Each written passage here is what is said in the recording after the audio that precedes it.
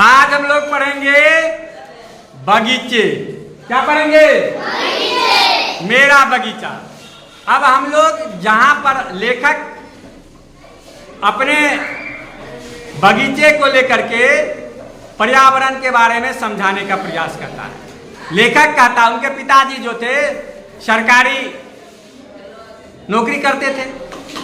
जब उनका स्थानांतरण राजस्थान के लक्ष्मण नगर गांव में हुआ तब वे अपने पिताजी के साथ में माताजी के साथ में लक्ष्मण नगर गए। तो जहां पर गए उस कॉलेज कैंपस में बोर्ड लगा हुआ था। क्या लगा हुआ था?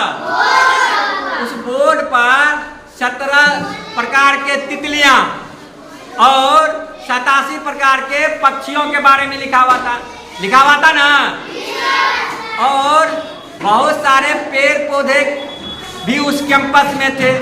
तो लेखक अपने कॉलेज के कैंपस के को आधार बना करके पर्यावरण के बारे में समझाने का प्रयास करता है। तो पर्यावरण जो है वह क्या है? पर्यावरण हमारे चारों ओर के वातावरण जो है उसी को पर्यावरण, चारों ओर जो बहुत सारे जो भी वातावरण है उसी को मिला करके सम्मिलित उससे पर्यावरण बनता है।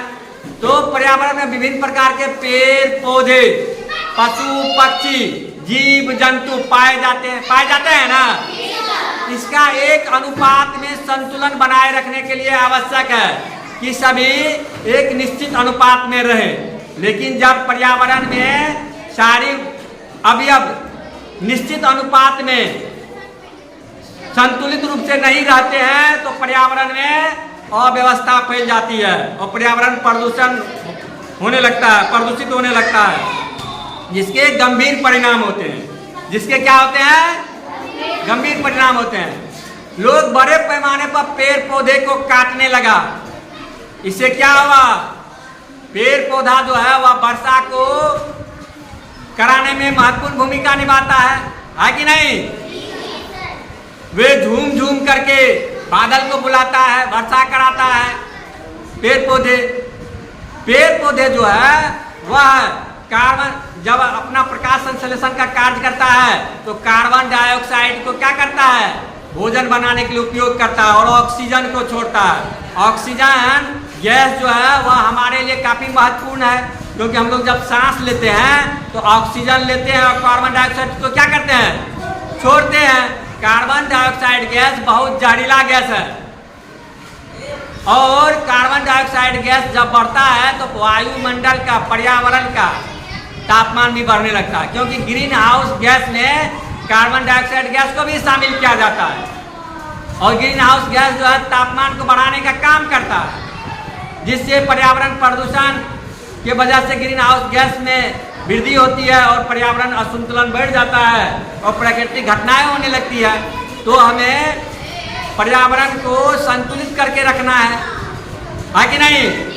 अगर गर्मी बढ़ेगा तो ग्लेशियर पिघलने लगेगा, वहां पर जो बर्फ है, और समुद्री जल स्तर बढ़ जाएगा।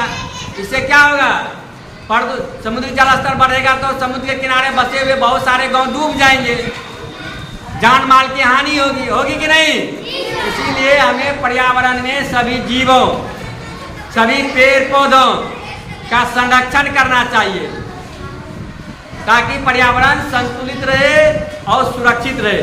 आज पर्यावरण के वजह से पूरे विश्व में हाहाकार मचा हुआ, क्योंकि पर्यावरण प्रदूषण के वजह से पर्यावरण असंतुलित हो गया है और वर्षा अनियमित हो गया है, तापमान बढ़ने लगा है, नए नए शहरों का निर्माण होने लगा है, नई नई बस्तियां बसने लगी है और पेड़ पौधे काटे जाने लगे हैं।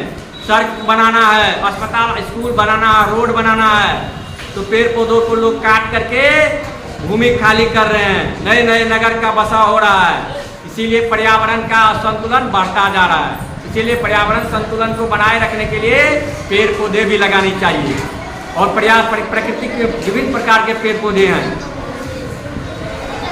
तो आज के लिए इतना ही, धन्यवाद।